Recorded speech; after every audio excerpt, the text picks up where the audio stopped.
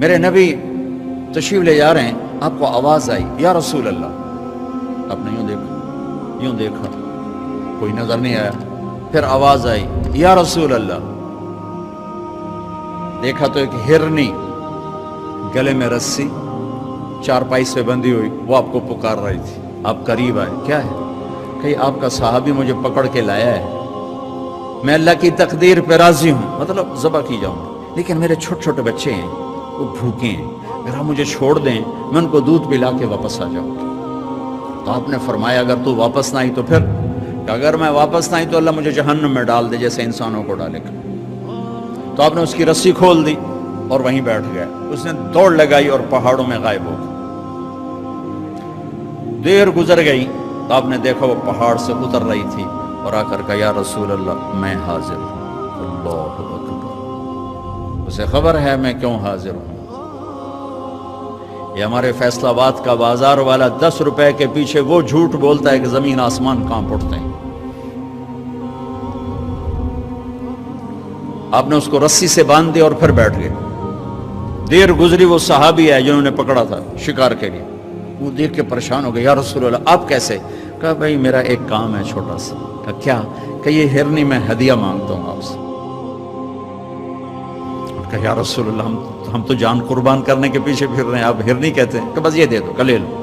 تو آپ نے اس کی رسی گردن سے نکالی، کہا الحق باہلک، جا اپنے بچوں کے پاس چلی جا، سچ نجات دیتا ہے، جھوٹ ہلاک کرتا ہے۔ میرے بچوں ایک ہرنی جتنی سچائی سیکھ لو، اپنی زندگی سے جھوٹ نکالو اگر اللہ کو پسند آنا چاہتے ہو۔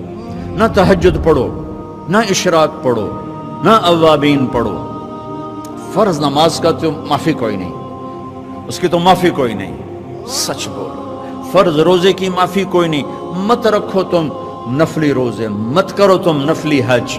فرض حج ہے کرو، فرض زکوٰۃ ہے ادا کرو، فرض نماز ہے نہیں چھوڑ سکتے۔ سچ نہ چھوڑو، سچائی نہ چھوڑو۔ جو قوم جھوٹ اور بددیانت کا شکار ہوتی ہے انہیں دنیا کی کوئی طاقت عزت نہیں دے سکتی، چاہے وہ تہجد گزار ہوں اور چاہے وہ دہریے ہوں۔ اور جو قوم سچ اور امانت پہ کھڑی ہو جاتی ہے انہیں کوئی شے ذلیل نہیں کر سکتی، چاہے وہ ایمان والے ہوں اور چاہے وہ 360 پتھروں کے پجاری ہوں۔ اپنی زندگی سے جھوٹ نکال دو اللہ کے واسطے۔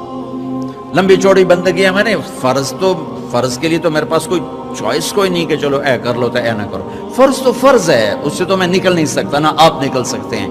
لیکن میرے عزیزو سچے بن جاؤ، سچے بن جاؤ، دیانتدار بن جاؤ، دیانتدار بن جاؤ۔ جو وقت یونیورسٹی کا ہے اس میں اگر آپ اپنے کام پہ جا رہے ہیں تو یہ آپ بددیانتی ہے، یہ خیانت صرف یہ نہیں کہ تم نے پیسے میں خیانت کی، ٹائم کی خیانت ہے۔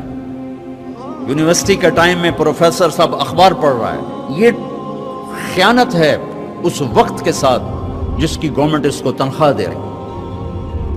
یونیورسٹی کے ٹائم میں وہ حاضریاں لگا کے اور اپنے کام کو جا رہا ہے، یہ خیانت ہے اس ٹائم کے ساتھ جس کی وہ تنخواہ لے رہا ہے۔ اس کو سرکاری گاڑی ملی ہے، اس کے بچوں کو اسکول چھوڑنے جا رہی ہے، یہ خیانت ہے۔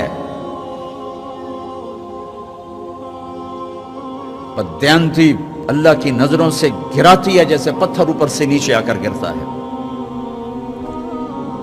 اور دیانت آدمی کو لے جاتی ہے 7 آسمان عرشوں تک پہنچا دیتی ہے دیانتداری۔ جو ٹائم یونیورسٹی کا مقرر ہے اس سے اگر آپ گھنٹہ لیٹ آ رہے ہو، آپ نے 1 گھنٹے کی خیانت کی ہے۔ خیانت صرف پیسے جوڑ مارنے کو نہیں کہتے۔ آپ نے بچوں کو پڑھانا ہے، نہیں پڑھایا، تم نے پڑھنا ہے، تم آئے پڑھنے کے لیے، یہاں تم کسی اور کام میں لگے ہو، تم نے ماں باپ سے بھی خیانت کی، اللہ سے بھی خیانت کی، اس یونیورسٹی کے ساتھ خیانت کی۔ پروفیسر صاحب یونیورسٹی کے ٹائم میں کسی اور کام میں لگا ہوا ہے، یہ خیانت ہے۔ اگر اللہ اس کے رسول کا پسندیدہ بننا ہے تو میں لمبے چوڑے وظیفے نہیں بتا رہا ہوں، چھوٹی چھوٹی 2 باتیں بتا رہا ہوں۔ سچائی، امانت، سچائی، امانت۔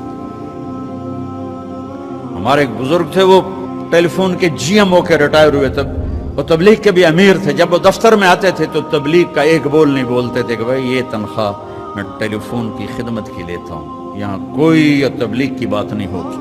اور جب وہ دفتر سے نکل جاتے کہتے ہیں ہن میرا ٹائم اپنا ہے، ہن کوئی ٹیلی فون کی بات نہیں ہوگی، اب صرف تبلیغ کی بات ہوگی۔